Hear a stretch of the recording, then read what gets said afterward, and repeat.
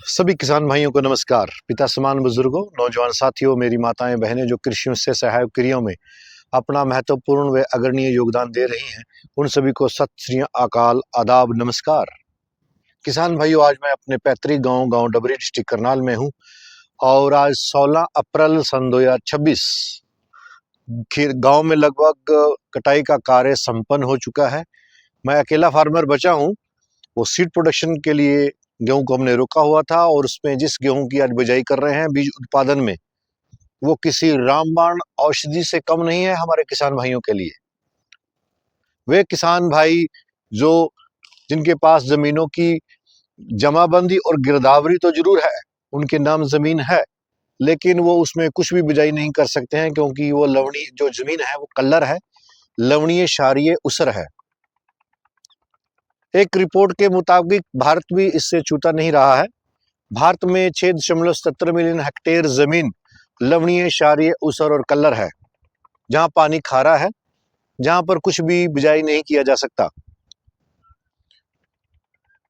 इसमें से 3.70 million hectare जमीन क्षारीय है और 2.97 मिलियन हेक्टेयर जमीन अम्लीय है, जो अम्ल से प्रभावित है।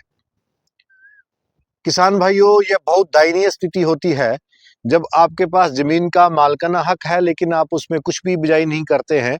जहां कुछ किसान भाई मेरे को पूरे भारत से, जहां पर गेहूं की खेती होती है, मैं फोन कॉल अटेंड करता हूं, उनके एक्सपीरियंस शेयर कर रहा हूं आपके साथ।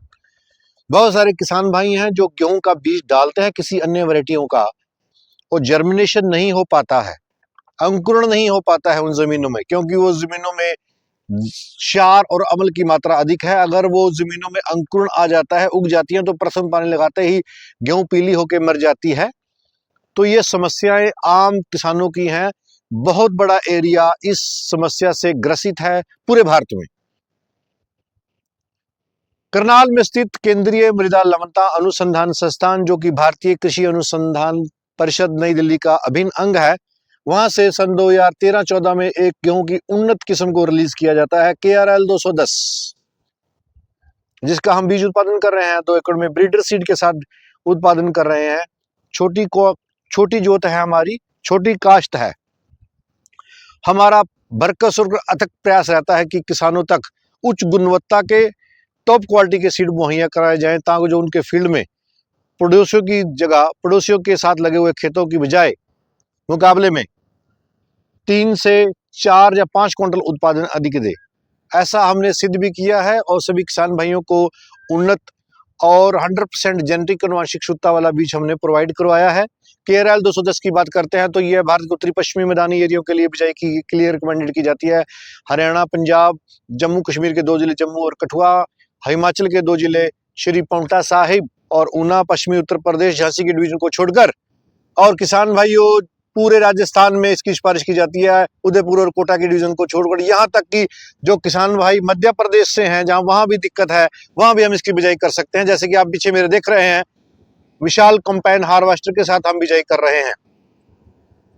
किसान भाइयों, बिजाई करते समय हमारे को जो जमीनें हैं उनमें 40 किलो बीज की मात्रा पर्याप्त रहती है। इस पौधे की जो हाइट है वो मात्र 98-100 सेंटीमीटर है। यह बेशुमार फुटाव करती है। इसका दाना मध्यम मोटे कार का होता है और उत्पादन की इसकी जो चपाती की गुणवत्ता है वो सफेद होती है। इसमें अधिक मात्रा में जिंक, प्रोटीन और आयरन पाया जाता है। बात करते हैं कुछ जहां पर पानी 2 नंबर का है, जहां नहरी पानी लगता है, वहां के लिए सबसे उपयुक्त मानी जाती है। अगर किसान भाई अपने 2 नंबर पानी नहीं लगाना चाहता है तो नहरी पानी में ये टॉप का उत्पादन देती है। यहां ये कहकर कि ये कल्लर लवणीय ऊसर जमीनों के लिए है, बात यहीं खत्म नहीं हो जाती है। जिन किसान भाइयों की जमीनें अत्यधिक उपजाऊ हैं, भारी जमीनें हैं, वहां पर ये रिकॉर्ड उत्पादन देती है, क्योंकि इसकी जो फुटाव है वो बहुत अधिक है और इसमें क्लोरोफिल बनने की मात्रा अधिक होती है। पौधा गहरे हरे रंग में पक्के बनता है, जिससे ये भोजन बनाने की प्रक्रिया शीघ्र होती है और बाली का आकार लंबा होता है, जैसे कि आप देख रहे हैं। किसान भाई, बिजाई करते समय आपने डायमोनिया फास्फेट और 1 बैग डायमोनिया फास्फेट आपने देना है। और किसान भाई ये ध्यान रहे कि अपने जिले की जो आपकी लेबोरेटरी है, मिट्टी जांच लेबोरेटरी है, वहां पर मिट्टी जरूर चेक कराएं। अपना पानी जरूर कराएं। जिन किसान भाइयों का पानी खराब है, लगातार पिछले 6 साल से हम इसका बीज उत्पादन करके किसानों में वितरण कर रहे हैं। केरल 210, अब की बार 283 को हमने ड्रॉप किया है। हमारे पास फील्ड नहीं था, जिस करके हम उसको नहीं लगा पाए हैं। केरल 210 हॉर्न लग गया है, एक चक्कर आया है 2 किलो का। इससे यहाँ स्पष्ट हो जाता है कि उत्पादन बढ़िया आने वाला है। अब तक का जितना भी उत्पादन है करनाल का एरिया का, वो 18 से लेके 22 क्विंटल के बीच में सिमटा है। और कुछ किसान भाई हैं जो 24 और 25 तक गए हैं, इससे ऊपर कोई फार्मर नहीं गया है। मौसम इनबैलेंस रहा है, बिजाई करते समय लंबी लू चली है, वातावरण गर्म रहा है, जमीन की ऊपरी परत सूखी है, जर्मिनेशन कम हुआ है, और जब गेहूं बाहर निकला है तो उसको लू लगी है, लू के द्वारा उसमें फुटाव नहीं हो पाया है। द्वितीय जो सबसे बड़ा कारण रहा है कि मार्च के महीने में लगातार 6 दिन अधिक तापमान रहता है। तापमान 32 डिग्री तक चला जाता है पुष्प अवस्था में, और कह सकते हैं कि जब हम मिल्किंग की स्टेज में, दुधिया अवस्था में, उसने गेहूं को बहुत ज्यादा नुकसान पहुंचाया है। वातावरण दिन का मार्च में 26 डिग्री से ऊपर नहीं होना चाहिए, लेकिन वो 32 रहा, जिसने किसानों को भारी उत्पादन का नुकसान झेलना पड़ा है। किसान भाइयों केरल 210 का बीज उत्पादन कर रहे हैं और किसानों के बीच में वितरण के लिए उपलब्ध रहेगी। जिन किसान भाइयों की जमीनें लवणीय है, क्षारीय है, कल्लर है, पानी खारा है, पानी 2 नंबर का, वहां तो ये बिजाई कर ही सकते हैं। जो अच्छी जमीनें हैं वहां भी आप रिकॉर्ड उत्पादन ले सकते हैं। जो किसान भाई अपनी खराब जमीनों में जर्मिनेशन नहीं आ रहा है, वहां किसान भाई 12 से 15 क्विंटल उत्पादन इस किस्म का ले सकते हैं।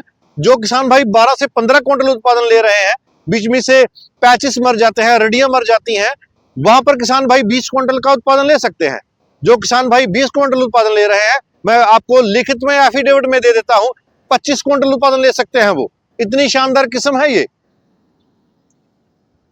किसान भाई ध्यान दें, और इसकी जो चपाती की गुणवत्ता है वो अपने आप में सर्वश्रेष्ठ है। आप इसकी चपाती दूध जैसे सफेद बनती है। किसान भाई, मैंने केरल 200 के साथ हर एक मुद्दे के ऊपर, मैंने बिंदु के ऊपर बात करने की प्रयास किया है। और इसका जो रकबा है, जो जमीनें खराब है, स्पेशली हमारा चरखी दादरी का एरिया आ जाता है, भिवानी का एरिया आ जाता है, करनाल का एरिया आ जाता है, कैथल का एरिया आ जाता है। उसके बाद पटियाला का काफी सारा रकबा, श्री मुक्तसर साहिब का एरिया, बठिंडा का एरिया और होशियारपुर का एरिया। इसके बाद आप लखनऊ उत्तर प्रदेश इटावा में चले जाते हैं तो वहां ऊसर की लवणीय क्षारीय कलर वाली जमीनों की समस्या बड़े स्तर पर है। और हमारे पास एक रामबाण औषधि है, केरल 210 का बीज उत्पादन किसानों के लिए वितरण के लिए उपलब्ध रहेगा। इसी के साथ मैं वार्ता को विराम देता हूं। जय जवान, जय किसान, जय विज्ञान।